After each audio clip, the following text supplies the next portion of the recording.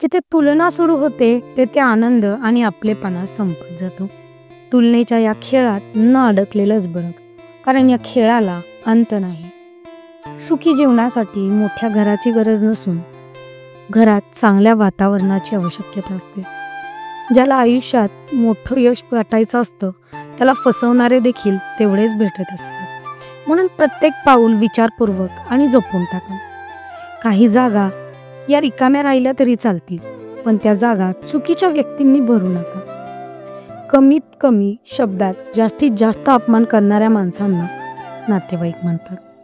जे योग्य आहे ते लोकप्रिय असेलच असे नाही, आणि जे लोकप्रिय आहे ते योग्य असेलच असेही नाही. या मतलबी दुनियेत परक्यांपेक्षा जास्त आपल्या लोकांपासून सावध राहा. चुकीचे असून पण स्वतःला बरोबर सिद्ध करणं सोपं असतं, पण बरोबर असून सुद्धा स्वतःला बरोबर सिद्ध करणं फार अवघड असतं. इथे प्रत्येकालाच आपण आवडायला पाहिजे हे जरुरी नाही, कारण आपल्याला तरी कुठं प्रत्येक जण आवडतो. गरीब खरं बोलत असेल तरी त्याच्याकडे संशयाने बघितलं जातं, आणि श्रीमंत खोटं जरी बोलत असेल तरी तोच खरं समजलं जातो. या जगात काही लोक अशी पण असतात जी आपल्यासमोरच फक्त आपली असतात बरं का, आणि आपण पाठ फिरवली की ती कोणा दुसऱ्याचीच असतात. आजकाल माणसांची वागणूक आणि मैत्री नोटांसारखी वाटू लागली. भीती वाटते, नकली तर नाही ना.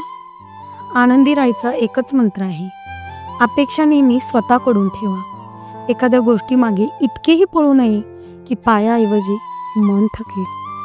दुर्लक्ष करायला शिका की टेन्शन आपोआप कमी व्हायला चालू होतं. कासवाच्या गतीने का होईना, पण रोज थोडी प्रगती करा. खूप ससे आडवे येतील, बस त्यांना हरवायची हिंमत ठेवा. तुमची स्वप्न इतरांना सांगत बसायची नसतात, तर त्यांना प्रत्यक्षात खरी करून दाखवायची असतात. आणि आयुष्य बदलायचं असेल तर विचार बदलावे लागतील. नुसता डीपी बदलून काही फरक पडत नाही.